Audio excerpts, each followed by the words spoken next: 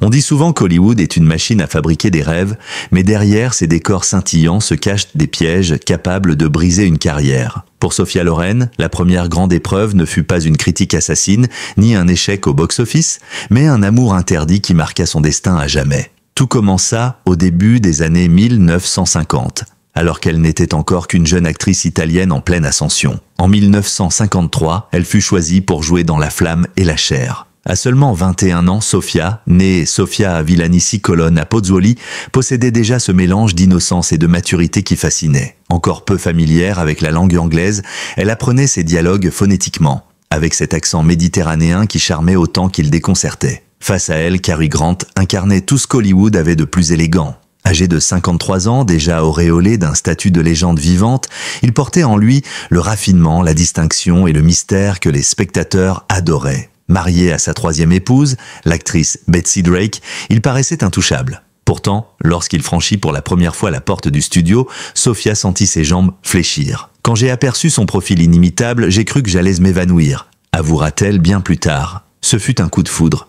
Grant, de son côté, fut immédiatement séduit par cette beauté italienne au regard de braise et à la timidité désarmante. Très vite, un jeu de séduction s'installa, d'abord discret, puis brûlant. Grant se montra d'une ardeur surprenante. Chaque matin, il l'appelait. Chaque jour, il envoyait des bouquets somptueux. Il lui adressait des lettres enflammées, parfois teintées de spiritualité, presque mystique. « Pardonne-moi, cher enfant, je te presse trop. Prie, et moi aussi je prierai », écrivait-il dans une correspondance que Sofia garda toute sa vie. Il lui offrit 2 bracelets d'or gravés qu'il décrivait comme des talismans destinés à la protéger. Pour une jeune femme encore impressionnée par la grandeur d'Hollywood, ces gestes semblaient la promesse d'un amour éternel.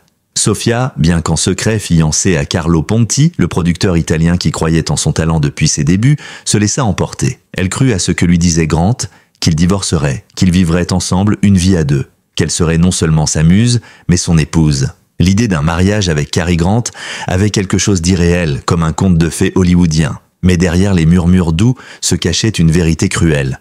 Grant n'était pas prêt à sacrifier son statut pour elle. En 1957, après des années d'attente et d'espérance, Loren reçut une lettre, mais pas de lui. C'était un mot glacé de Betsy Drake, son épouse. Le message était brutal, définitif. Tu n'étais qu'un rôle secondaire dans sa vie. La scène avec toi est terminée. Pour Sofia, ce fut un choc, une humiliation publique autant qu'intime. Elle comprit alors qu'elle avait été, malgré elle, une pièce dans une histoire que Grant contrôlait de bout en bout. Blessée, elle retourna vers Carlo Ponti. Mais même ce choix, dicté par le besoin de stabilité, se transforma en scandale. Leur mariage par procuration au Mexique fut invalidé par le Vatican puisque Ponti était encore marié selon le droit catholique italien. Sofia fut accusée de bigamie, rejetée par une partie de son pays natal et contrainte de s'exiler en France et en Suisse. L'histoire avec Cary Grant, qui aurait pu être son grand roman d'amour, devint ainsi une malédiction qui ternit son image. L'affaire éclata dans la presse. On la surnomma « briseuse de ménage »,« voleuse de mari ». Hollywood, toujours prompte à protéger ses icônes masculines, blanchit Grant et chargea Sofia. Même sur le plan professionnel, l'ombre de cette liaison se fit sentir. Le rôle de la blonde explosive, initialement écrit pour Betsy Drake, fut attribué à Sofia, sur insistance de Grant lui-même. Le remplacement provoqua un tollé. La presse ne vit en elle qu'une rivale dangereuse, coupable d'avoir humilié une épouse et d'avoir plongé un mariage dans la tourmente. Melville Chavelson, le réalisateur, raconta plus tard combien l'ambiance était intenable. La chimie sexuelle était réelle, trop réelle. Le film en devenait impossible à diriger. Ce qui devait être un tremplin pour Sofia se transforma en piège. Au lieu de renforcer sa position à Hollywood, cette relation fit d'elle une actrice suspecte aux yeux des studios américains. Elle était jugée trop européenne, trop scandaleuse, trop difficile. Pendant que Cary Grant continuait de briller, elle dut se battre pour prouver qu'elle n'était pas seulement la maîtresse de. Pour Sophia Loren, cette liaison fut une blessure intime mais aussi un tournant professionnel. Elle dut se réinventer, trouver dans la douleur la force de bâtir une carrière indépendante. Lorsqu'elle remporta l'Oscar pour La Ciociara en 1962, ce fut une victoire arrachée à la vie elle-même. Ce prix n'était pas seulement un triomphe artistique, il signifiait qu'elle avait survécu à Hollywood, à ses illusions et à ses trahisons. Aujourd'hui encore, en évoquant Cary Grant, Sofia ne parle pas de rancune mais de désillusion. J'ai cru autrefois que les hommes pouvaient être aussi tendres que les rôles qu'ils interprétaient, mais ils jouaient. Et moi j'étais vrai. Cette phrase résume toute la tragédie d'un amour impossible. Ce n'est pas seulement l'histoire d'une passion interdite, c'est celle d'une jeune actrice qui découvrit, dans les bras d'un homme adulé, la face sombre d'Hollywood. Ses faux-semblants, ses promesses jamais tenues, et le prix qu'une femme devait payer lorsqu'elle osait aimer. Après l'épisode déchirant de Cary Grant, Sophia Loren croyait avoir appris la leçon. À Hollywood, les sentiments étaient rarement à la hauteur des promesses. Mais au milieu des années 1960, un autre événement, cette fois-ci public et brutal, allait marquer sa carrière d'une cicatrice indélébile. Ce n'était plus une affaire de cœur mais de respect, de dignité et de survie dans un monde où les femmes, aussi célèbres soient-elles, demeuraient vulnérables face aux excès des hommes les plus puissants. Lorsque Charlie Chaplin annonça qu'il sortirait de sa semi-retraite pour réaliser La Comtesse de Hong Kong en 1967, l'attente était immense. Chaplin, légende du cinéma muet devenu mythe vivant, voulait signer une comédie romantique élégante située à bord d'un paquebot de luxe. Pour incarner le couple principal, il réunit deux géants, Marlon Brando, l'enfant rebelle d'Hollywood, star de Sur les quais, et un tramway nommé Désir, et Sophia Loren, déjà auréolée de son Oscar, et considérée comme l'une des plus grandes actrices européennes. Sur le papier, l'affiche promettait une alchimie irrésistible. Dans les faits, ce fut un désastre. Dès les premiers jours de tournage, l'ambiance se tendit. Brando, connu pour son arrogance et ses caprices, accumulait les retards. Il arrivait parfois avec plusieurs heures de décalage, laissant l'équipe entière patienter. Chaplin, perfectionniste, perdait patience. Mais le véritable choc survint lors d'une scène intime entre Loren et Brando. Sans prévenir, celui-ci se permit un geste déplacé, posant ses mains sur elle de manière agressive. Loren racontera des années plus tard dans son autobiographie « Tout à coup, il a posé ses mains sur moi. Je me suis retourné calmement. J'ai soufflé dans son visage comme un chat caressé à rebrousse-poil et j'ai dit « N'ose jamais plus recommencer, plus jamais ». Ces mots résonnèrent comme un coup de tonnerre sur le plateau. Dans une industrie où la loi du silence régnait, surtout pour les femmes, Sophia Loren osa s'opposer publiquement à Marlon Brando, l'un des acteurs les plus respectés et redoutés de son époque. Ce geste, à la fois intrépide et risqué, démontrait une force de caractère exceptionnelle. Mais il eut des conséquences. À partir de ce jour, les relations entre les deux stars furent de glaciales. Les scènes, censées dégager de la tendresse et de la complicité, devinrent raides, mécaniques. L'alchimie tant espérée par Chaplin s'évapora. Le spectateur, au lieu de percevoir une romance, ressentait une tension insoutenable. Le film, attendu comme un chef-d'œuvre, fut accueilli avec perplexité, parfois même avec gêne. La critique pointa du doigt l'absence de naturel sans savoir ce qui s'était réellement passé en coulisses. Pour Loren, cet épisode fut une humiliation et une épreuve. En dénonçant implicitement le comportement de Brando, elle s'exposait à une réputation dangereuse, celle d'une actrice difficile, capricieuse, qui osait dire non. Dans les années 1960, une femme qui refusait de se soumettre risquait de perdre son statut. Et c'est exactement ce qui arriva. Les invitations des grands studios américains se firent plus rares. Les producteurs, influencés par l'aura immense de Brando, craignaient qu'elle n'apporte des complications sur les tournages. Brando, lui, sortit indemne comme Cary Grant avant lui. Il poursuivit sa carrière, alternant génie et scandale, jusqu'à redevenir l'icône incontestable du cinéma américain dans Le Parrain et Apocalypse Now. Loren, en revanche, dut une nouvelle fois se reconstruire presque seule. Pourtant, elle refusa de se taire. « Je ne voulais pas qu'on pense que j'acceptais ce comportement. Alors je l'ai fixé et j'ai dit non. Ce fut difficile, mais je ne l'ai jamais regretté. » Cette résistance transforma Loren en symbole bien avant l'heure des mouvements de libération de la parole des actrices. Mais elle paya cher son courage, elle dut se rabattre davantage sur le cinéma européen où son talent était reconnu et respecté, et sur quelques collaborations hollywoodiennes choisies avec prudence. Le plus frappant est que Loren ne se considéra jamais comme une victime. Elle garda sa dignité, transforma la douleur en force et continua à briller. Dans ses interviews, elle rappela que chaque scène avec Brando après cet incident était un rappel du mépris que j'avais subi. Mais je me suis promis que jamais je ne laisserais quelqu'un m'écraser. En réalité, l'histoire avec Brando illustre un schéma qui se répéta tout au long de sa carrière. Sophia Loren se heurta à des hommes puissants qui, ou volontairement ou non, menacèrent de l'éclipser ou de l'abîmer. Mais à chaque fois, elle trouva le moyen de transformer l'épreuve en tremplin. Sa trajectoire prouve qu'au-delà de la beauté et du glamour, elle fut avant tout une combattante, une femme qui sut dire non quand beaucoup d'autres n'osaient pas. Si l'histoire avec Cary Grant avait laissé Sophia Loren blessée et vulnérable, et si Marlon Brando lui avait infligé une humiliation publique, ce fut sa rencontre avec Charlton Heston qui illustra le mieux la violence sourde des rivalités d'ego à Hollywood. Ici, il ne s'agissait pas d'amour ou de gestes déplacés, mais d'une guerre froide, implacable, qui se joua à coups de regards glacés, de répliques sous-entendues et de manipulations de coulisses. Nous sommes en 1961. Samuel Bronston, producteur mégalomane installé en Espagne, se lance dans la superproduction El Cid. Il veut un film qui rivalise avec les plus grands péplums hollywoodiens, un monument à la gloire de l'Espagne médiévale et de son héros légendaire, Rodrigo Díaz de Vivar. Pour porter cette fresque historique, il choisit Charlton Heston, auréolé de son triomphe dans Ben-Hur. Avec ses traits sculptés, sa voix grave et son charisme biblique, Heston est alors l'incarnation même de l'Hollywood triomphant. Face à lui, pour incarner Jimena, l'épouse du Cid, Bronston engage Sophia Loren. Elle a déjà conquis l'Europe et remporté un Oscar. Sa beauté, son intensité dramatique et son aura internationale doivent apporter au film une dimension universelle. Mais dès leur première rencontre, le fossé entre les deux stars se creuse. Loren, consciente de sa valeur, n'entend pas être reléguée au rôle de simple faire-valoir. Elle négocie un cachet élevé, supérieur à celui d'Heston selon certaines sources, exige la présence constante de son coiffeur et fait réécrire certaines scènes pour donner plus de profondeur à son personnage. Pour Charlton Heston, c'est une trahison. Lui, habitué à régner sans partage sur les fresques épiques, voit d'un mauvais œil cette Italienne imposer ses conditions. L'animosité est immédiate. Dès les premiers jours de tournage, la tension est palpable. Les techniciens murmurent que l'acteur refuse de croiser son regard hors caméra. Loren, de son côté, maintient une façade impassible, mais dans ses mémoires, elle avouera combien chaque scène devenait un duel silencieux. La rivalité atteint son apogée lors des scènes les plus intimes. Dans la séquence finale, Rodrigo, blessé à mort, repose dans les bras de Jimena. Le scénario exige une communion d'âme, une tendresse tragique. Mais Heston, prisonnier de son ressentiment, refuse de plonger ses yeux dans ceux de Loren.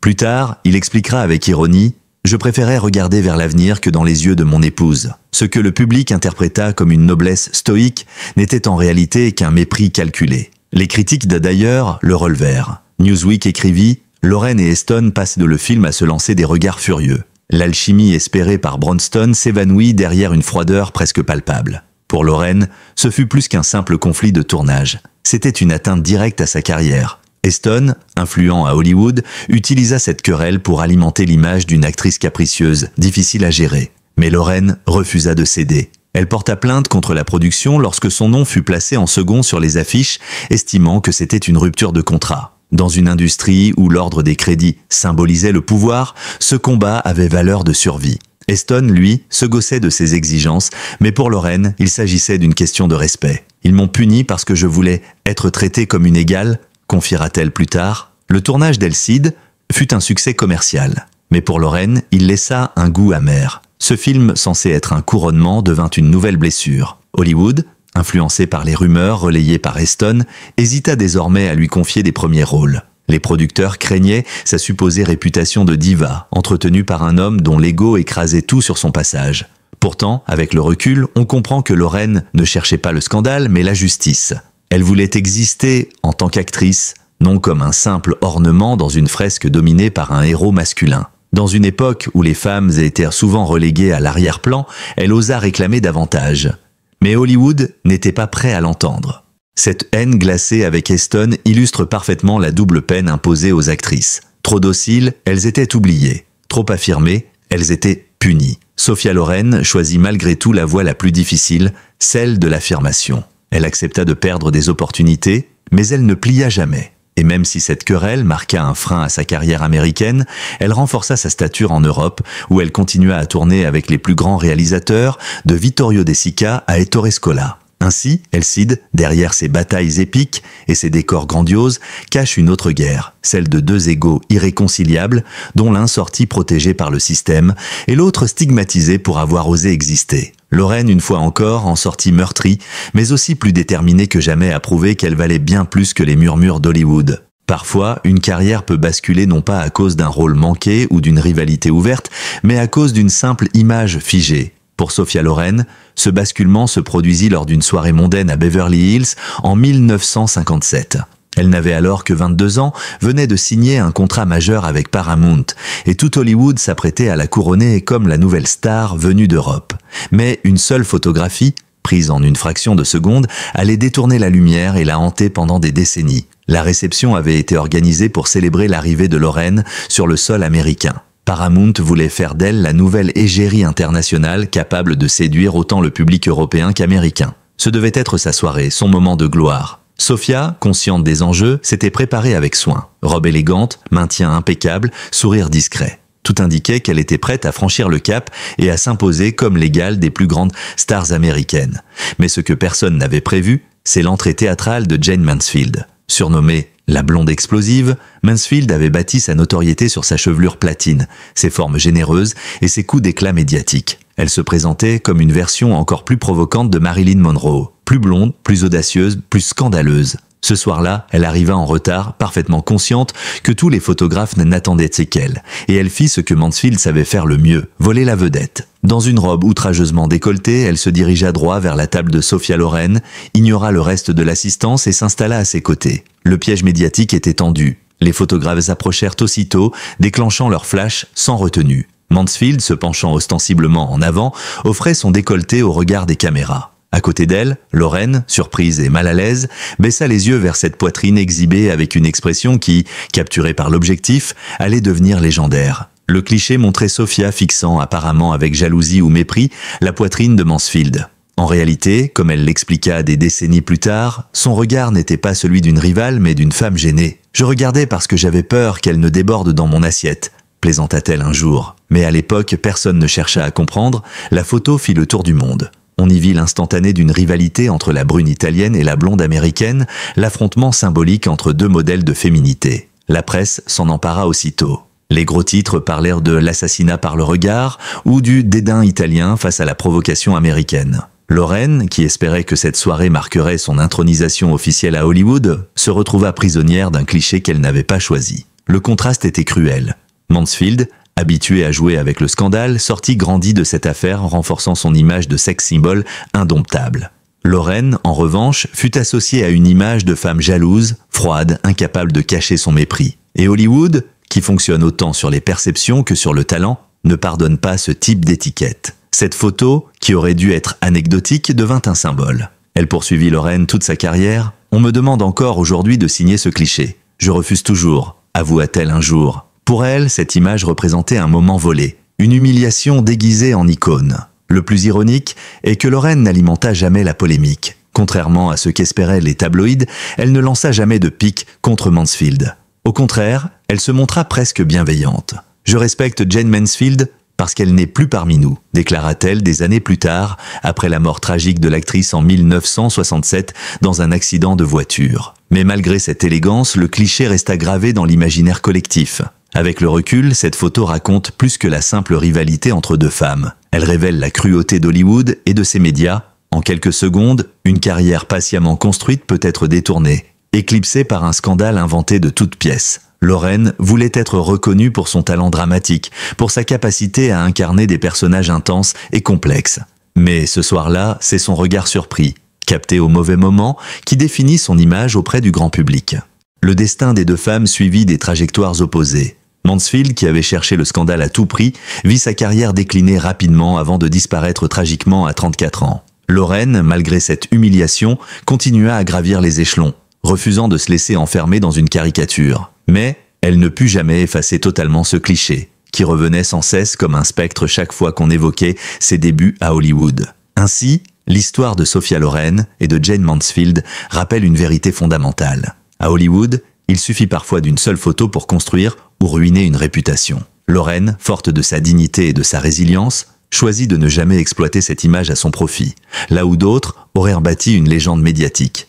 Mais le prix fut lourd, cette photo, censée être une simple anecdote mondaine, devint une ombre persistante sur sa gloire. S'il y a bien une rivalité qui a marqué à jamais la carrière de Sophia Loren, c'est celle qui l'opposa à Gina Lollobrigida. Contrairement à Jayne Mansfield qui ne fut qu'un scandale passager, ou à Charlton Heston et Marlon Brando qui incarnèrent des hostilités ponctuelles, Gina fut l'adversaire désigné, presque officiel, l'autre moitié d'un duel que la presse transforma en mythe. Pendant des décennies, Hollywood et l'Europe entière présentèrent ces deux femmes comme les déesses italiennes, se disputant la couronne de la plus belle et de la plus talentueuse actrice du monde. Tout commença dans les années 1950, alors que le cinéma italien vivait son âge d'or. Gina Lollobrigida, de 6 ans l'aînée de Loren, était déjà une star consacrée. Avec son rôle dans Pain, Amour et Fantaisie, elle avait conquis le public par son charme piquant et sa beauté sculpturale. Sophia, elle, n'était encore qu'une débutante, mais sa silhouette voluptueuse et son regard intense attiraient l'attention. Lors d'un festival du film italien à Londres, les deux actrices furent photographiées côte à côte. Les sourires crispés, les regards lourds de sous-entendus suffirent pour que les tabloïds flairent une rivalité à exploiter. La presse amplifia le moindre détail. Un mot mal interprété, une robe trop voyante, une remarque en apparence anodine.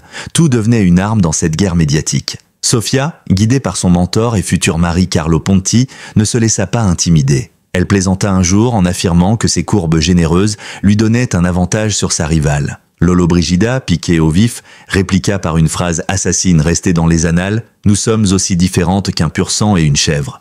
Moi, je peux jouer une paysanne ou une princesse. Sofia, elle, ne peut jouer qu'une paysanne. » Cette insulte blessa profondément Lorraine. Désireuse de prouver qu'elle n'était pas qu'un corps voluptueux, elle se lança dans une véritable quête artistique. Elle travailla avec les plus grands réalisateurs italiens, notamment Vittorio De Sica, qui révéla son intensité dramatique dans La Ciociara. Ce rôle bouleversa le monde. À seulement 25 ans, Lorraine incarna une mère brisée par la guerre avec une vérité crue qui fit taire les critiques. En 1962, elle reçut l'Oscar de la meilleure actrice, le premier jamais attribué à une performance en langue étrangère. C'était une victoire historique. Lollobrigida, elle, regardait l'événement avec amertume. Jusqu'alors, elle était la plus belle femme du monde, selon les magazines. Mais l'Oscar de Lorraine bouleversait l'équilibre. Désormais, Sofia n'était plus seulement une beauté exotique. Elle était une actrice consacrée par l'Académie. Les journaux s'empressèrent d'opposer les deux images. Gina, la beauté populaire mais déclinante, face à Sofia, l'artiste accomplie. Pour Lorraine, ce succès avait un prix. Pendant des années, la rivalité alimenta les gros titres, éclipsant parfois ses propres performances. Chaque apparition publique était disséquée, chaque robe comparée, chaque mot analysé. Hollywood, avide de récits simplistes, préférait raconter l'histoire de deux Italiennes se disputant la gloire plutôt que celle d'une actrice en pleine ascension. Lorraine risquait sans cesse d'être réduite à ce duel imaginaire, comme si son identité ne pouvait exister qu'en opposition à Gina. Pourtant, en coulisses, Lorraine choisit la retenue. Elle ne répondit que rarement aux attaques. Son silence contrastait avec les déclarations acérées de Lollobrigida, qui affirmait encore dans sa vieillesse « Lorraine et ses agents de presse ont inventé cette rivalité. Moi, je n'ai jamais eu besoin de ça. » Mais ce déni tardif n'effaçait pas les décennies de piques, d'allusions et de comparaisons incessantes. Le plus étonnant fut la fin de cette histoire. En janvier 2023, lorsque Gina Lollobrigida s'éteignit à 95 ans, Sofia Loren, alors âgée de 88 ans, publia un message bouleversant.